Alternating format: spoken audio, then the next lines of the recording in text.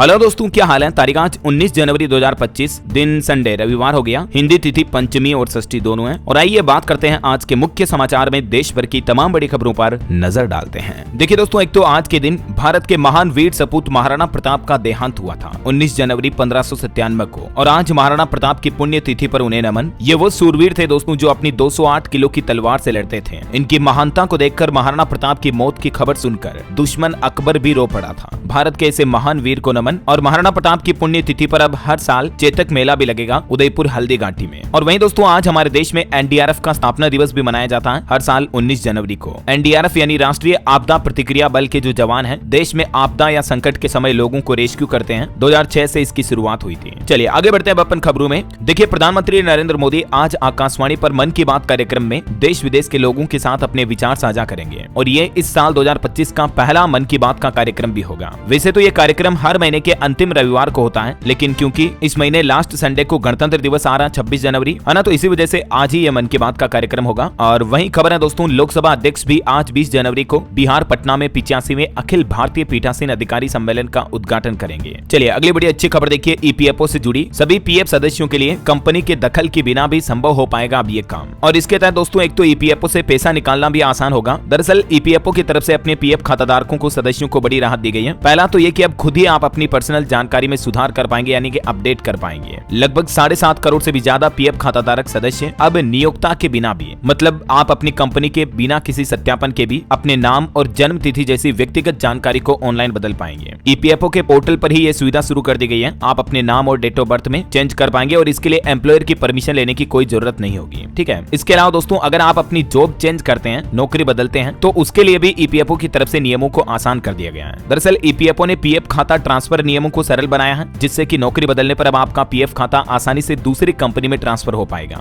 और इसके अलावा यूएएन और आधार कार्ड को लिंक करने की प्रक्रिया को भी आसान कर दिया है। आप कुछ सिंपल इन स्टेप्स को फॉलो करके ईपीएफओ पोर्टल पर अपने यूएएन को आधार से लिंक कर सकते हैं। तो इस तरह से कुल मिलाकर अब 2 कामों के लिए कंपनियों की जरूरत को खत्म कर दिया है। ईपीएफओ की साइट पर जाकर आप खुद ही ये काम कर पाएंगे। पहला तो मैंने आपको बताया, नाम डेट ऑफ बर्थ में चेंज कर पाएंगे। इसके अलावा जिन सब्सक्राइबर्स के पीएफ अकाउंट के आधार कार्ड के जरिए ई-केवाईसी हो चुकी है, तो आप खुद ही ऑनलाइन आधार ओटीपी के जरिए ईपीएफ ट्रांसफर का क्लेम फाइल भी कर सकते हैं। ओके, और चलिए आगे बढ़ते हैं खबरों में। देखिए, सरकार का एक और बड़ा फैसला, फर्जीवाड़े पर अब लगेगी लगाम। इन नंबरों से ही आएंगे आपको बैंकों के कॉल। कंपनियों के लिए भी सख्त नियम बना दिए हैं। सरकार और आरबीआई ने मिलकर बैंक खाताधारकों के लिए ये नया अपडेट जारी किया है। आए दिन जो लोगों के साथ साइबर क्राइम होती है, डिजिटल धोखाधड़ी होती है, तो ऐसे अपराध को रोकने के लिए 2 पहल की गई है। एक तो अब लेन देन के लिए 1600 सीरीज वाले नंबर से ही आपको बैंक की कॉल आएगी। भारतीय रिजर्व बैंक ने अपने एक परिपत्र में कहा कि अपराधी ग्राहक के मोबाइल नंबर का दुरुपयोग करके धोखाधड़ी कर रहे हैं। तो अब 2 नंबरों की सीरीज से ही आपको बैंक कंपनियों के कॉल से एसएमएस आएंगे 140 या 1600। ठीक है। तो ऐसे में आपको पता चल पाएगा कि कौन सा बैंक का ऑफिशियल मैसेज है, ऑफिशियल ट्रांजैक्शन मैसेज है, या कोई सा प्रमोशन कॉल्स है या फर्जी कंपनियों के कॉल है। अगर फ्रॉड नंबर से आपको कोई एसएमएस या कॉल आया तो फट से आपको पता चल पाएगा। रिजर्व बैंक की तरफ से सभी कंपनियों को यह निर्देश दिया है कि केवल इसी नंबर से ही ग्राहकों को कॉल करें। वित्तीय धोखाधड़ी पर लगाम लगाने के लिए आरबीआई की ये नई कोशिश है। देश भर के सभी प्राइवेट और सरकारी बैंकों को भी आरबीआई ने इस संबंध में सर्कुलर जारी कर दिया है। और ये जो नए नियम है दोस्तों, इसी साल 31 मार्च 2025 से पहले लागू करने होंगे सभी बैंकों को। ठीक है। और वहीं रिजर्व बैंक की तरफ से बैंकों से नए और सभी मौजूदा उपभोक्ताओं के जमा खातों और बैंक लॉकर में नामांकन को भी सुनिश्चित करने का आदेश दिया है। चलिए अगला अपडेट आ रहा है। प्रधानमंत्री नरेंद्र मोदी ने देश भर में 65 लाख से भी ज्यादा स्वामित्व संपत्ति कार्ड बांटे। और इस दौरान पीएम मोदी बोले कि यूएन ने गरीबी हटाने के लिए प्रॉपर्टी राइट्स की बात कही थी। हमने 2.25 करोड़ दस्तावेज सौंपे हैं। बीते दिन पीएम मोदी ने देश के 10 राज्यों 2 केंद्र शासित प्रदेशों में 65 लाख से भी ज्यादा लोगों को उनकी संपत्तियों के स्वामित्व कार्ड बांटे, यानी कि उनकी जमीन, मकान, प्रॉपर्टी के कागजात सौंपे हैं। पीएम ने ग्रामीण अर्थव्यवस्था को ऐतिहासिक बताते हुए कहा कि ये योजना ही ग्रामीण क्षेत्रों की आर्थिक प्रगति का रास्ता खोलेगी, क्योंकि लोगों को उनकी जमीनों का स्वामित्व मिलने के बाद लोग बाग इस पर लोन वगैरह भी ले पाएंगे और गाँव में जो जमीन भूमि से जुड़े विवाद है वो भी खत्म हो पाएंगे, है ना। कुछ अलग अलग राज्यों के भी आंकड़े देखिए आप। मध्य प्रदेश में भी तकरीबन 15,63,000 लोगों को मिला स्वामित्व कार्ड। पीएम मोदी ने एमपी सीहोर के लाभार्थी से बातचीत की। मध्य प्रदेश के मुख्यमंत्री मोहन यादव भी बोले कि संजय सरोवर बांध में बनेगा फ्लोटिंग सोलर प्लांट। यूपी में भी तकरीबन 45 लाख लोगों को अब तक सीएम योगी ने घरौनी बांटी और कहा कि पहले दबंग जमीन पर कब्जा करते थे, अब प्रॉपर्टी विवादों में कमी आएगी। चलिए अगली बड़ी खबर देखिए दोस्तों, सेबी का एक बड़ा एक्शन, शेयरों में खेल करने वाली 7 कंपनियों पर बैन लगा दिया है। 8 महीनों में ही इन कंपनियों की पूंजी 40 करोड़ से बढ़कर 4000 करोड़ तक पहुंच गई थी। तो अपने स्टॉक प्राइस को मैनिपुलेट करने के चलते, हेराफेरी के चलते सेबी की तरफ से इन 7 कंपनियों पर शेयर बाजार से प्रतिबंध लगा दिया। इन कंपनियों के नाम भी आप देख सकते हैं। और वही खबर है दोस्तों, गृह मंत्रालय ने देश के 67 संगठनों को एफसीआरए की मंजूरी दे दी है। FCRA यानी विदेशी अंशदान विनियमन अधिनियम के तहत गृह मंत्रालय की तरफ से 67 संस्थाओं को मंजूरी दी गई। चलिए ऑटो एक्सपो से जुड़े कुछ अपडेट देखिए दोस्तों। भारत की पहली सोलर पावर्ड कार ईवा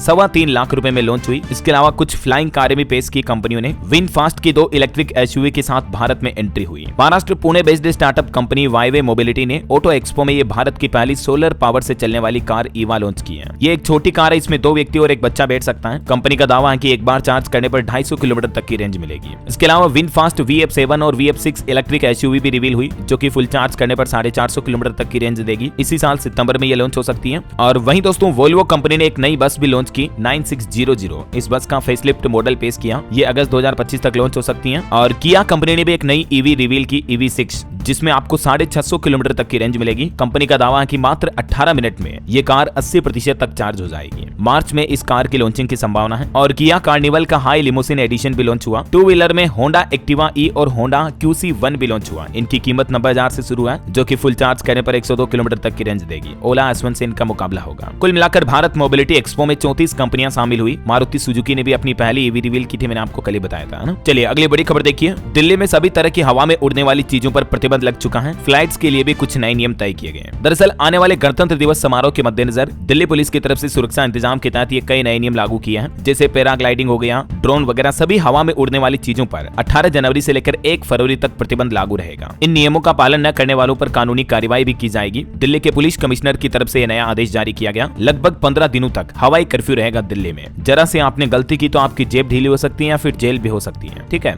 और इसके अलावा दोस्तों दिल्ली के सभी स्कूलों में ऑफलाइन क्लास भी फिर से शुरू करने के आदेश जारी कर दिए हैं, क्योंकि अब धीरे धीरे प्रदूषण कम हो रहा है दिल्ली में। इतने दिन तो ऑनलाइन और हाइब्रिड मोड पर क्लासेस चल रही थी, तो अब दिल्ली के सभी स्कूल चाहे तो ऑफलाइन क्लासेस शुरू कर पाएंगे कल सोमवार से ही। चलिए अगली खबर देखिए। पाकिस्तान से आई सीमा हैदर के पहले पति गुलाम ने अब भारत सरकार से गुहार लगाई मदद की, बच्चों की कस्टडी भी मांगी है। वहीं यूपी बोर्ड एग्जाम पर अपडेट आ रहा। परीक्षार्थियों के लिए उत्तर प्रदेश के हर जिले में खुलेंगे काउंसलिंग सेंटर। अगले 1 सप्ताह में ये सेंटर खोलने के निर्देश दिए हैं और इन सेंटर पर जाकर विद्यार्थी अपने बोर्ड एग्जाम से जुड़ी किसी भी समस्या या शंका का समाधान पा सकेंगे। चलिए खबर है दोस्तों, घरेलू मोबिलिटी का आकार साल 2030 तक भारत में $600 अरब का हो जाएगा। गूगल और BCG की एक नई रिपोर्ट में दावा किया गया है। और वहीं महंगाई पर एक खबर आ रही। भारतीय रिजर्व बैंक RBI ने कहा कि खाद्य महंगाई पर नजर रखने की जरूरत है। बेहतर कृषि संभावनाओं से समर्थित ग्रामीण मांग में लगातार तेजी जारी है। RBI ने एक बुलेटिन जारी करते हुए सभी अधिकारियों को यह निर्देश दिया। अभी एक दिन पहले आपको पता होगा सरकार ने भी फैसला लिया। चावल की कीमत में 550 रुपए प्रति क्विंटल की कटौती की गई है, जिससे कि FCI राइस की बिक्री बढ़ेगी। खाद्य सुरक्षा उपायों को भी समर्थन मिलेगा। और एक राहत भरी खबर आ रही महंगाई पर। आलू, टमाटर, प्याज की कीमतें बीते 1 महीने में 31% तक घटी है।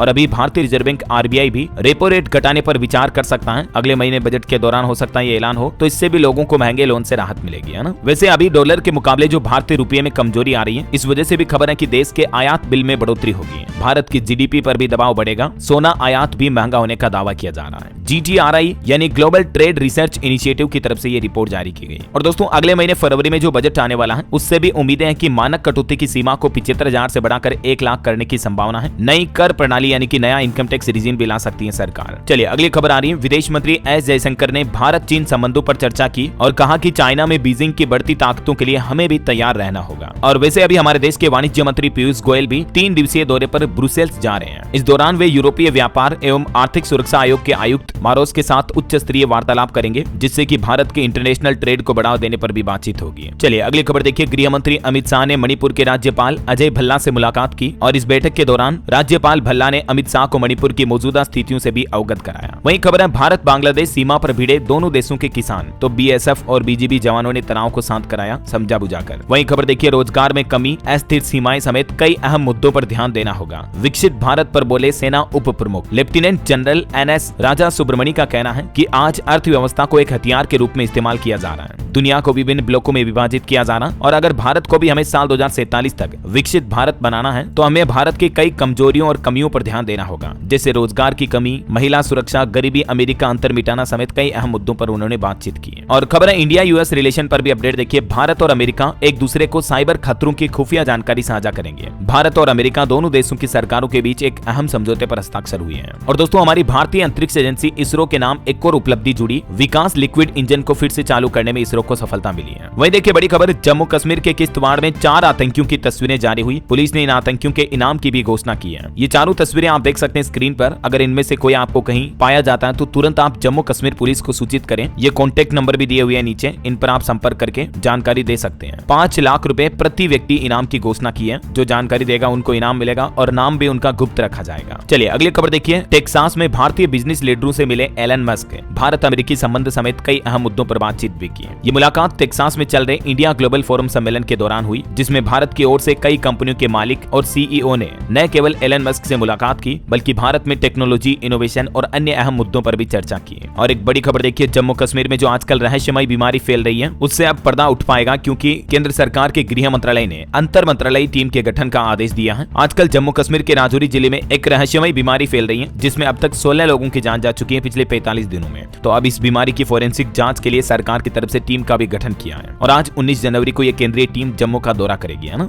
एक ही परिवार में 5 बच्चों की भी मौत हो गई इस बीमारी की वजह से। और दोस्तों प्राइवेट सेक्टर में जॉब को लेकर भी एक बड़ी खबर आ रही। भारत की 5 आईटी कंपनियों ने 3 महीनों में ही 2500 से ज्यादा कर्मचारियों को जॉब से निकाल दिया। सबसे ज्यादा टीसीएस और टेक महिंद्रा कंपनियों में कर्मचारियों की संख्या में कमी आई है। वहीं भारत में इंटरनेट यूजर्स को लेकर भी एक रिपोर्ट आ रही है। देश में 98% लोग लोकल भाषा में इंटरनेट यूज करते हैं। हर रोज औसतन प्रति व्यक्ति 94 मिनट ऑनलाइन इंटरनेट पर बिताते हैं और इस साल 2025 में भारत में इंटरनेट यूजर्स की संख्या बढ़कर 90 करोड़ के पार पहुंच जाएगी। बहरहाल अभी तो कुछ और महत्वपूर्ण और काम की खबरें देखेंगे दोस्तों अपन, लेकिन फिलहाल वक्त तो चला है आज के ताजा मौसम समाचार जानने का। और हाँ, एक बात आपको याद दिला दूं, अगर आप डीएलएस न्यूज चैनल पर पहली बार आए हैं और चैनल से अभी तक भी जुड़े नहीं हो दोस्तों, तो जुड़ जाइए, चैनल को सब्सक्राइब करके बेल आइकन जरूर दबा दीजिएगा और इस वीडियो पर एक लाइक और शेयर भी जरूर कर देना, ताकि आपको रोजाना की ताजा खबरें, महत्वपूर्ण मुख्य समाचार, काम के न्यूज अपडेट, नई सरकारी योजनाओं की जानकारी सबसे पहले आपके मोबाइल पर मिलती रहेगी। ओके, और बाकी आपका दिल करे मन करे तो एक लाइक और शेयर भी जरूर कर देना। फिलहाल अपन सीधा आगे बढ़ते हैं मौसम अपडेट में। तो देखिए दोस्तों, पंजाब, हरियाणा, चंडीगढ़, दिल्ली, उत्तर प्रदेश, राजस्थान समेत देश के कई अलग अलग राज्यों में घने कोहरे की संभावना है। अभी भी देश के 7 राज्यों में घना कोहरा छाया हुआ है। यूपी में 46 ट्रेनें लेट रही। राजस्थान में कई जगहों पर तापमान 1 डिग्री तक चल रहा है। हिमाचल प्रदेश में बर्फबारी की वजह से 2 नेशनल हाईवे और अटल टनल फिर से बंद हुई। कुछ अलग अलग राज्यों के मौसम के अपडेट देखिए आप। मध्य प्रदेश में बीते दिन भी ज्यादातर जिलों में कोल्ड डे रहा। शिवपुरी सबसे ठंडा इलाका रहा, 19 डिग्री तक रहा दिन का तापमान।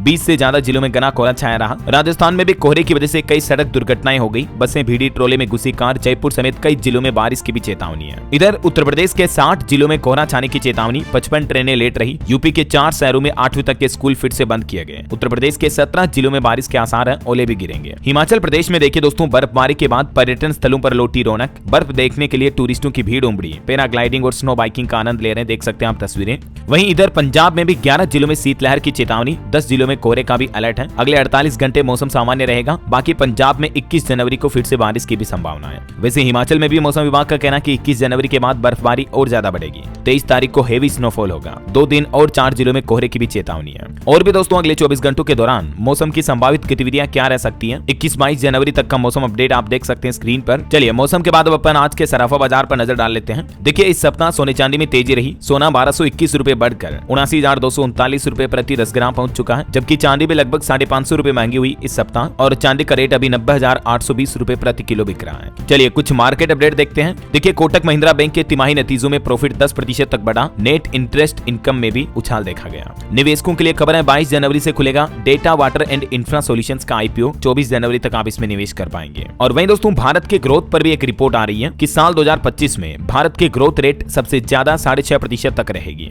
जबकि आईएमएफ यानी इंटरनेशनल मॉनेटरी फंड ने हमारे पड़ोसी देश पाकिस्तान के लिए ये ग्रोथ रेट का अनुमान सिर्फ 3% ही जताया है और दुनिया भर की विकास दर भी 3.3% तक ही रहेगी। आईएमएफ यानी अंतर्राष्ट्रीय मुद्रा कोष की तरफ से ये लेटेस्ट ग्रोथ रेट को लेकर अनुमान जारी किए गए। कुछ अलग अलग कंट्री के डेटा भी आप देख सकते हैं, जिसमें अच्छी बात यह है कि भारत की ही ग्रोथ रेट सबसे ज्यादा दिखाई गई है। अमेरिका, चीन और दुनिया भर से भी ज्यादा भारत में ग्रोथ देखने को मिलेगी 2025-26 में भी 6.5% तक। अगले 2 सालों तक के लिए 2025-26 और 26-27 तक के लिए आईएमएफ ने भारत की विकास दर को 6.5% तक रहने का यह अनुमान बरकरार रखा है। और अभी एक दिन पहले तो आपको पता होगा वर्ल्ड बैंक ने भी कहा था भारत के लिए कि अगले 2 वित्त वर्षों में भारत दुनिया में सबसे तेज गति से विकसित हो रही बड़ी अर्थव्यवस्था बना रहेगा। तो ये कहीं ना कहीं ये जो रिपोर्ट आ रही है दोस्तों, ये भारत के लिए एक अच्छा संकेत है कि भारत में अच्छे विकास, डेवलपमेंट, इंफ्रास्ट्रक्चर आपको देखने को मिलेंगे आने वाले 2-3 सालों में, है ना। चलिए अगली खबर देखिए। रिलायंस जियो और एयरटेल का वर्चस्व यानी मोनोपोली अब खत्म होगी। सरकार की तरफ से 1 लाख करोड़ रुपए का नया प्लान बनाया गया है। एक तो सरकार एजीआर बकाये पर टेलीकॉम कंपनियों को राहत देने का मूड बना रही है। इसके अलावा खबर है दोस्तों, आने वाले बजट में भी सरकार कुछ ऐसे ऐलान कर सकती है जिससे कि वोडाफोन आइडिया और बीएसएनएल जैसी पिछड़ी हुई टेलीकॉम कंपनियों को ज्यादा बूस्टअप मिलेगा, फायदा मिलेगा, ताकि मार्केट में किसी एक कंपनी की मोनोपोली ना रहे, है ना। चलिए अगली खबर देखिए। राहुल गांधी बोले कि बिहार की जाति जनगणना फर्जी थी। पटना में उन्होंने कहा कि बिहार पेपर लीक का सेंटर बन गया है। आरएसएस चीफ मोहन भागवत भी संविधान को नकार रहे हैं। ये कुछ आरोप लगाए बिहार पटना कार्यक्रम के दौरान राहुल गांधी ने। और वहीं भारत चीन बॉर्डर पर भी सेना और सरकार का रुख एक जैसा है। विदेश मंत्रालय का कहना कि बयान में कोई अंतर नहीं है। पहले आर्मी चीफ बोले थे कि एलएसी पर स्थिति संवेदनशील है, तो इसको लेकर ये क्लेरिफिकेशन जारी किया गया। और खबर है कि पूजा स्थल कानून को लेकर केंद्र सरकार ने सुप्रीम कोर्ट में कोई जवाब दाखिल नहीं किया, जबकि कोर्ट की डेडलाइन भी निकल चुकी है। अब इस मामले पर सुप्रीम कोर्ट का रुख क्या होगा, इस पर अगली चर्चा अगले महीने 17 फरवरी को होगी। इस मामले की सुनवाई, है ना। चलिए बड़ी खबर आ रही है। सिंगल यूज प्लास्टिक बनाने वाली फैक्ट्रियों को तगड़ा झटका लगेगा। 500 करोड़ रुपए तक का जुर्माना देना पड़ेगा।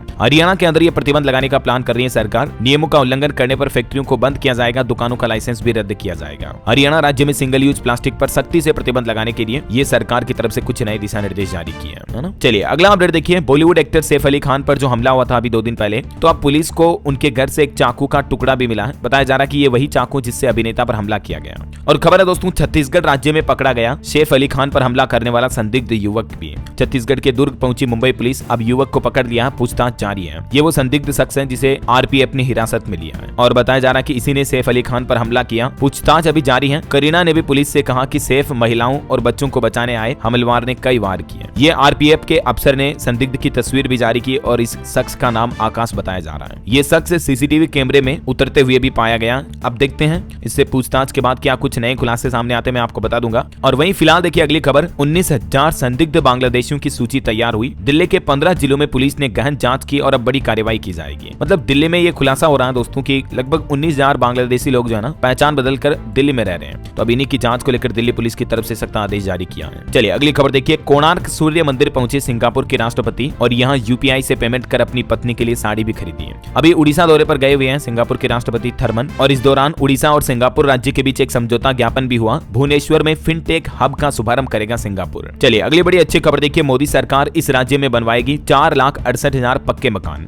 अब गरीबों को धूप और बरसात में बाहर नहीं रहना पड़ेगा। दरअसल केंद्र सरकार की तरफ से जो देश के हर गरीब और बेघर लोगों को पक्का मकान देने की योजना चलाई जा रही है, इसी योजना के तहत अब कर्नाटक राज्य में केंद्र सरकार ने ये बड़ा फैसला लिया है। कर्नाटक में गरीबों के लिए लगभग 4.5 लाख से भी ज्यादा मकान बनाए जाएंगे, पक्के मकान। केंद्रीय मंत्री शिवराज सिंह चौहान की तरफ से ये मंजूरी भी दे दी गई है। चलिए अगला अपडेट देखिए दोस्तों। एचएसजीपीसी के चुनाव आज होंगे। 3 वार्ड के 13 प्रत्याशियों का भविष्य तय करेंगे 29,000 से ज्यादा मतदाता। एचएसजीपीसी का मतलब है दोस्तों हरियाणा सिख गुरुद्वारा प्रबंधक कमेटी के चुनाव जो है ये आज सुबह से शुरू हो जाएंगे। वहीं इधर खबर है दिल्ली में भी चुनाव से पहले केजरीवाल ने दिल्ली के किराएदारों को बड़ी सौगात दी है और बड़ा ऐलान कर दिया है। दिल्ली के पूर्व सीएम केजरीवाल बोले कि अब दिल्ली में किराएदारों को भी फ्री बिजली और पानी देंगे। और वहीं दिल्ली में पुलिस ने आम आदमी पार्टी नेताओं के जेल जाने की डॉक्यूमेंट्री की रिलीज स्क्रीनिंग भी रोकी। आम आदमी पार्टी ने यह भी आरोप लगाया कि केजरीवाल की गाड़ी पर भी पत्थर से हमला हुआ। काले झंडे लिए लोग गाड़ी के पास पहुंचे। बीजेपी ने भी कहा कि पूर्व मुख्यमंत्री ने कार्यकर्ताओं पर गाड़ी चढ़ाई। तो ये कुछ कंट्रोवर्सी चल रही है। चलिए अगला अपडेट आ रहा दोस्तों। कोलकाता में जो आरजीकर मेडिकल कॉलेज केस का मामला था, तो उसमें आखिरकार कोलकाता केस में संजय रॉय को दोषी करार कर दिया है कोर्ट ने, है ना। और सजा का ऐलान कल 20 जनवरी को होगा। हालांकि अभी भी संजय का कहना है कि मुझे फंसाया गया, इसमें आईपीएस भी शामिल है। और वो जो लड़की जिसके साथ ये घटना हुई थी उसकी मृतका की मां का भी ये कहना है कि जब तक सभी को सजा नहीं होगी तब तक चैन नहीं मिलेगा। चलिए किसान आंदोलन से जुड़े कुछ अपडेट देखिए दोस्तों। किसानों की तरफ से एक और बड़ा ऐलान किया गया। 20 जनवरी को पूरे देश भर में प्रदर्शन करेंगे किसान भाई लोग। देश के सभी सांसदों के घर के बाहर प्रदर्शन करेंगे और फिर 26 जनवरी गणतंत्र दिवस पर तो ट्रैक्टर मार्च भी निकालेंगे।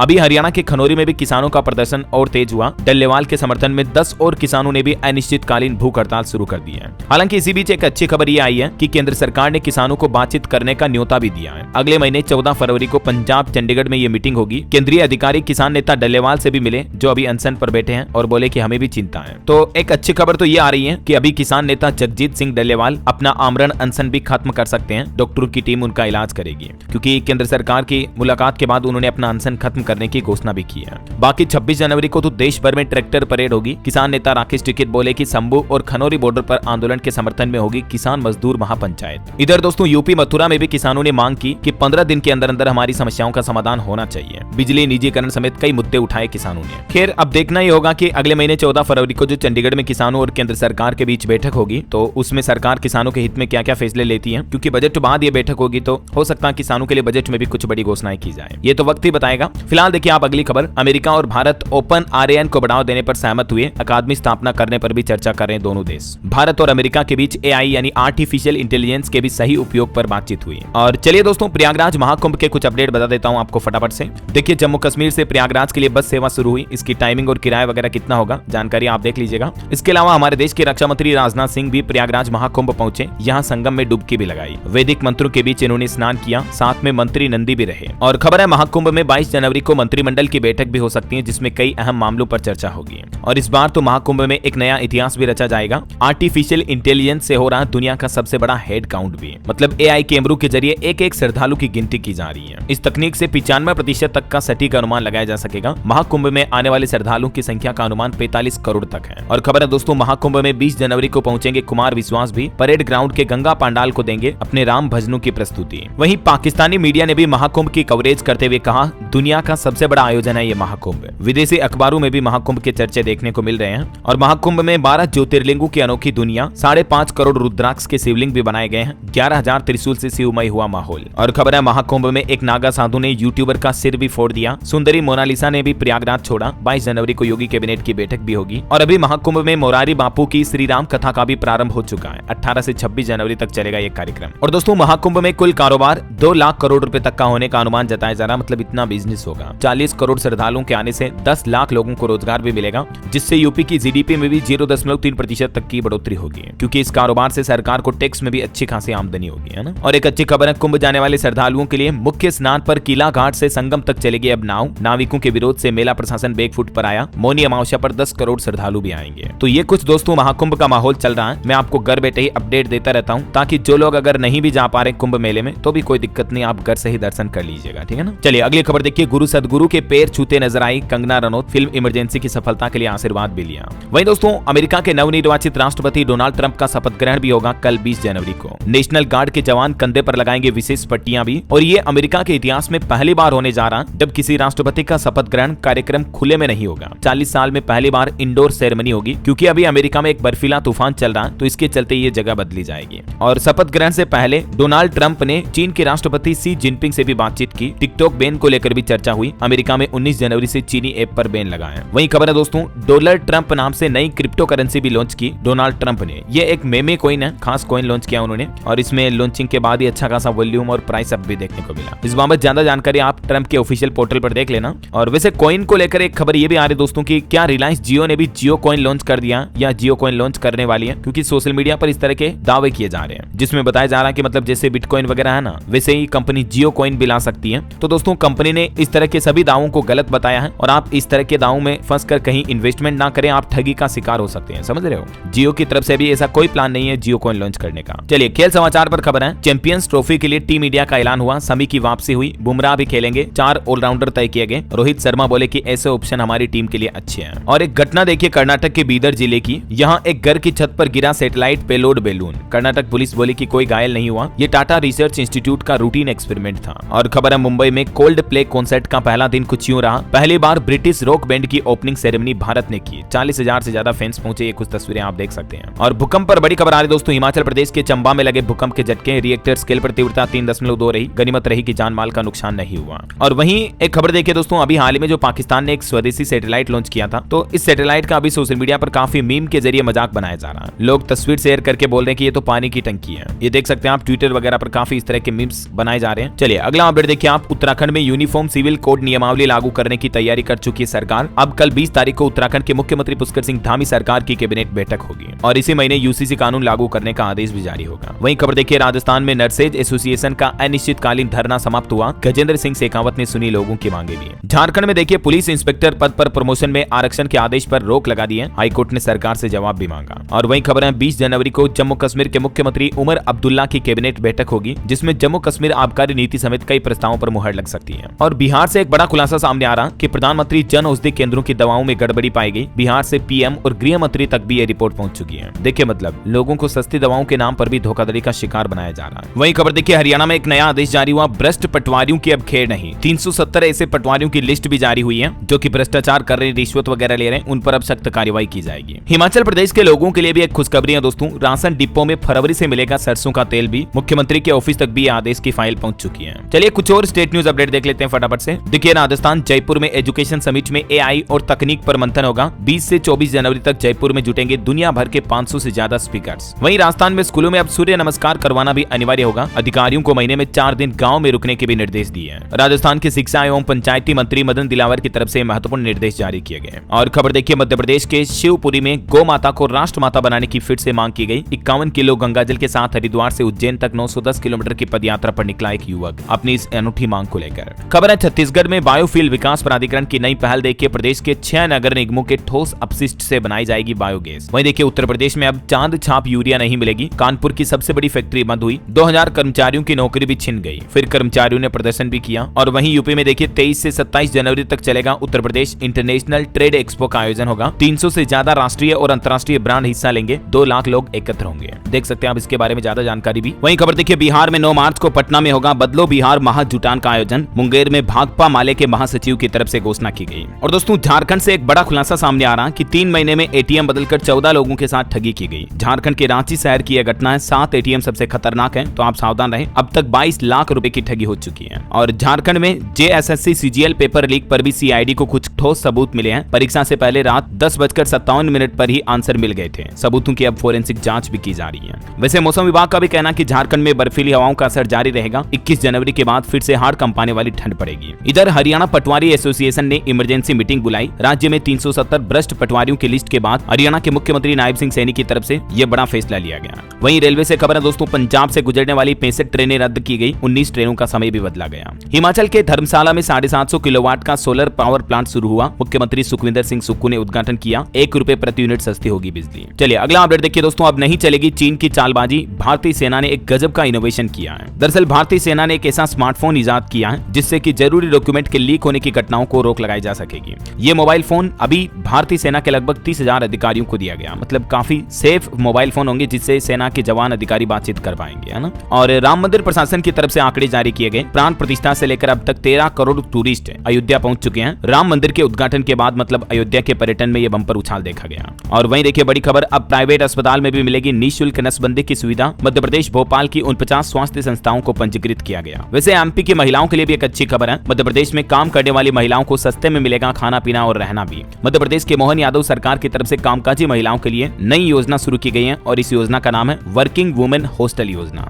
ओके, और चलिए कुछ एजुकेशनल अपडेट्स देख लेते हैं दोस्तों। देखिए, उत्तराखंड के सरकारी टीचरों के लिए नया फरमान जारी हुआ। माध्यमिक शिक्षा निदेशक के इस आदेश के बाद हड़कंप समझ गया है। दरअसल नए आदेश के मुताबिक अब सुगम अटल उत्कृष्ट विद्यालयों में चयनित शिक्षकों की सेवा को अब दुर्गम नहीं माना जाएगा। देख सकते हैं आप ये ऑर्डर भी। खबर है, SSC CGL का एडिशनल रिजल्ट भी जारी हुआ। और सरकारी नौकरी पर एक अपडेट है। SBI में 600 पदों पर भर्ती के लिए आवेदन की तारीख बढ़ी। अब आप 19 जनवरी तक अप्लाई कर पाएंगे। मतलब लास्ट डेट आज हो रहे हैं, ठीक है। और बिहार में देखिए BPSC अभ्यर्थियों को राहुल गांधी ने भरोसा दिया। वहीं मध्य प्रदेश में निकली शिक्षकों की 10,000 से भी ज्यादा नौकरियां। इसमें 28 जनवरी से आवेदन शुरू होंगे। अंतिम तिथि रहेगी 11 फरवरी। मध्य प्रदेश कर्मचारी चयन मंडल की तरफ से रिक्रूटमेंट निकाली गई है। ओके, और दोस्तों अंतर्राष्ट्रीय न्यूज पर कुछ अपडेट देखिए आप। आखिरकार इजराइल और हमास के बीच सीजफायर समझौता हो चुका है, जो कि आज रविवार से ही लागू होगा। इजराइल कैबिनेट ने भी हमास से सीजफायर को मंजूरी दी। पहले फेज में हमास 33 बंधकों को रिहा करेगा। इसके बदले 1904 फिलिस्तीनियों की भी रिहाई की जाएगी। वहीं खबर है, ईरान के सुप्रीम कोर्ट में देखिए गोलीबारी की घटना हुई जिसमें 2 जजों की जान चली गई। इन जजों को ज्यादा फांसी की सजा सुनाने के चलते हैंगमैन कहा जाता था, तो एक आरोपी ने इन जजों को ही मार दिया। और खबर है, नाइजीरिया को मिला